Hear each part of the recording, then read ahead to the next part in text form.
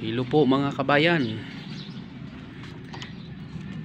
Nandito naman tayo ngayon sa job site. Yan.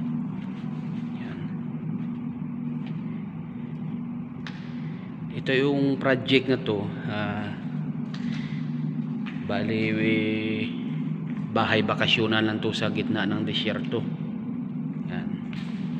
Ito yung swimming pool area. Yan.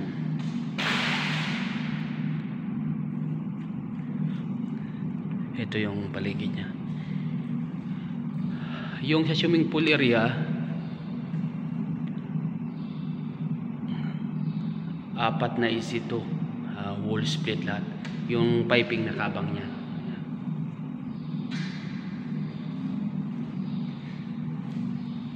Ito yung pangalawa.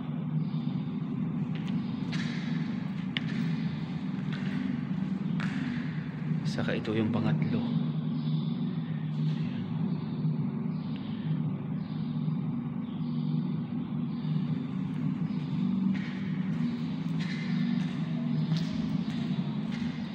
Ito yung pang-apat.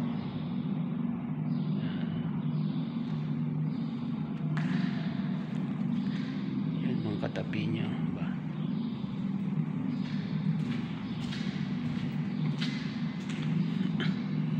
Ito naman yung pinaka-hole niya.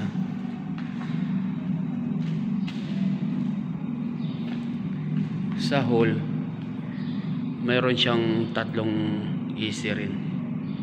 Yan. Maganda din tong pagka-yari.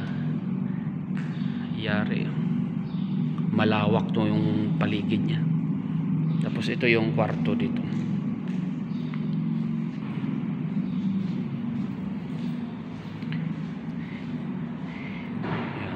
Ito yung room number 1. May sariling toilet siya, tapos malalaking sliding door, sliding window. Yan design niya.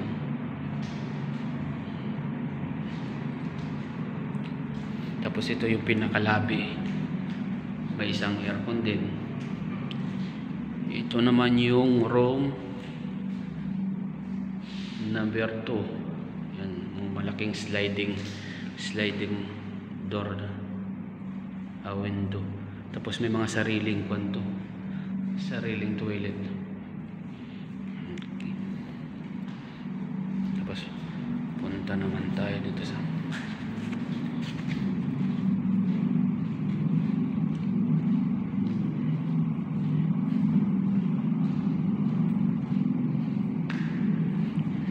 dito. Mayroon naman isang easy. Bali ito na yung pinaka dining area niya, kasi yun ang living, ito yung dining, yung wash area. Tapos ito yung pinaka kitchen. Sa kitchen isang aircon din.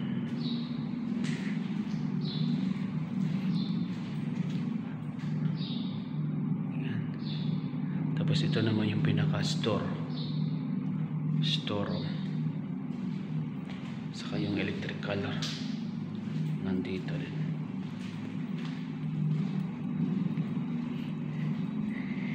Ito yung room number 3. Yan, may mga sariling toilet bawat.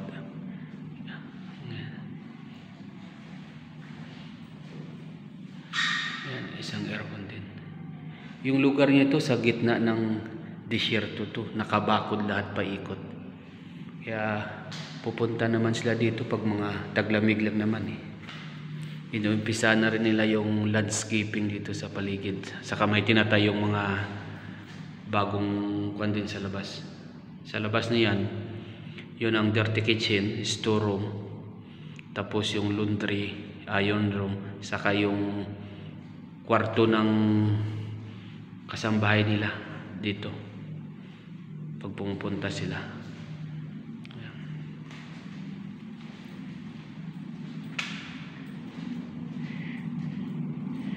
Ito yung pinaka koridor, mayroong isang easy din. Yan na yung mga pinto na ikakabit nila na-deliver na. Magaganda, nakabalot pa.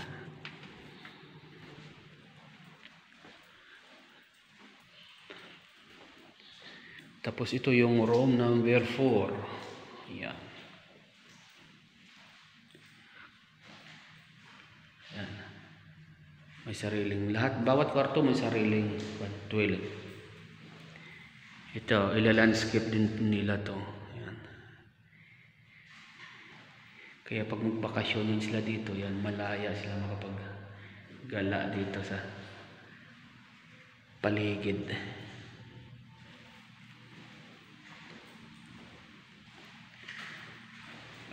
Malaking bahay to, bakasyonan lang. Tapos yung indoor swimming pool pa. Yan.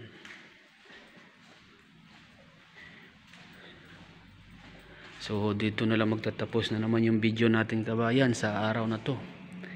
At kami babalik na sa office dahil malayo pang biyahe namin ito eh. Mula dito higit 1 oras pang yung babiyahiin namin. Yan. Yan.